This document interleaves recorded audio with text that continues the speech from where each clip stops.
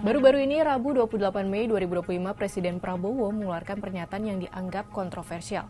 Apalagi kalau bukan soal rencana pengakuan dan pembukaan hubungan diplomatik Indonesia dengan negara Israel. Bagaimana pernyataan lengkapnya? Supaya kita bisa sama-sama melihat konteks lengkapnya. Lantas bagaimana sejarah hubungan Indonesia-Israel dari era Presiden Soekarno? Sudah di berbagai tempat, di berbagai fora, saya sampaikan sikap Indonesia bahwa Indonesia memandang hanya penyelesaian two-state solution, kemerdekaan bagi bangsa Palestina merupakan satu-satunya jalan untuk mencapai perdamaian yang benar. Tapi di samping itu pun, saya tegaskan bahwa kita juga harus mengakui dan menjamin hak Israel untuk berdiri sebagai negara yang berdaulat dan negara yang harus juga diperhatikan dan dijamin keamanannya.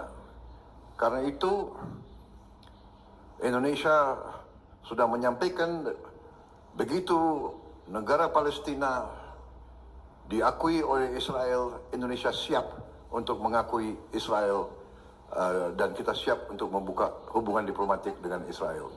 Kami juga menyampaikan bahwa Indonesia siap untuk menyumbang pasukan perdamaian. Dari pernyataan Presiden Prabowo jelas bahwa pengakuan terhadap Israel dan akan dibukanya hubungan diplomatik Indonesia-Israel memiliki syarat utama kemerdekaan Palestina. Nah, jika merujuk ke belakang, sejarah hubungan Jakarta-Tel Aviv ini memang terkesan buka tutup. Penolakan terhadap delegasi Israel pada gelaran Asian Games 1992 di Jakarta menjadi titik awal kebijakan non-relasi Indonesia-Israel. Bagi Soekarno, pengakuan terhadap Israel dianggap bertentangan dengan semangat anti-kolonialisme yang menjadi dasar diplomasi luar negeri Indonesia.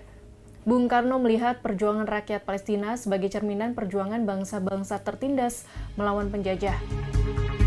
Selanjutnya dalam arsip Kompas 29 April 1967, Menteri Luar Negeri Adam Malik menyatakan bahwa hubungan Indonesia dan Israel hanyalah terkait soal praktis, bukan prinsipil. Pernyataan ini diberikan karena kala itu tersebar isu bahwa ada utusan Israel yang coba membangun hubungan diplomatik dengan Indonesia melalui perdagangan alutsista.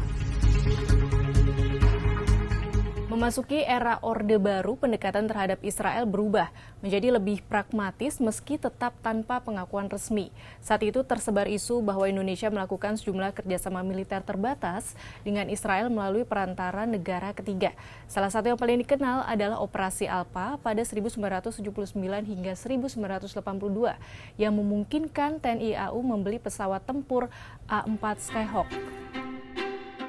Lalu pertemuan tertutup antara PM Israel Yitzhak Rabin dan Presiden Soeharto pada 1993 disebut-sebut menjadi salah satu upaya menjembatani hubungan kedua negara secara lebih formal. Walau tidak membuahkan hasil konkret, pertemuan ini menandakan bahwa saluran komunikasi tetap terbuka di level tertinggi. Namun tekanan domestik membuat hubungan RI Israel tidak pernah diumumkan secara resmi oleh pemerintah. Lompat ke 1996, pemerintah Israel berkeinginan untuk menjalin hubungan diplomatik dengan Indonesia. Namun pemerintah Indonesia melalui Direktur Penerangan Luar Negeri Gafar Fadil menegaskan hubungan bilateral baru bisa dijalin setelah tercapainya perdamaian komprehensif di Timur Tengah. Berlanjut ke era pasca reformasi 1998, kebijakan luar negeri Indonesia tetap teguh pada prinsip mengutamakan kemerdekaan Palestina selama masa Presiden B.J. Habibie. Walaupun dikenal sebagai pemimpin reformis, Habibie tidak pernah membuka diskusi resmi tentang hubungan Indonesia dengan Israel. Bergulir ke Presiden Abdurrahman Wahid atau Gus Dur, ia menjadi tokoh pertama yang secara terbuka mengusulkan pembukaan hubungan resmi dengan Israel. Argumennya, membuka dialog bisa menjadi jalan bagi perdamaian Timur Tengah. Namun gagasannya kala itu ditolak keras oleh sejumlah kelompok masyarakat. Wacana Gus Dur tak mendapat dukungan institusional pada masa Presiden Megawati Soekarno Putri. Sikap konservatif kembali mendominasi. Presiden Susilo Bambang Yudhoyono juga mempertahankan garis kebijakan serupa selama 2 periode pemerintahannya.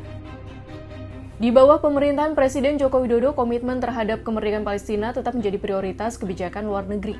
Jokowi menegaskan bahwa Indonesia tidak akan membuka hubungan dengan Israel sebelum Palestina merdeka. Ia menambahkan Indonesia akan terus berdiri bersama rakyat Palestina dalam perjuangan mereka. Sahabat Kompas, Indonesia hingga saat ini masih tetap bersikap membela kemerdekaan Palestina dan menolak hubungan dengan Israel di saat beberapa negara Muslim seperti Uni Emirat Arab dan Maroko sudah menjalin hubungan resmi dengan Israel. Kira-kira apa yang bisa menjadi pembuka hubungan Indonesia-Israel? Atau hubungan ini akan tetap tertutup selama Palestina belum merdeka?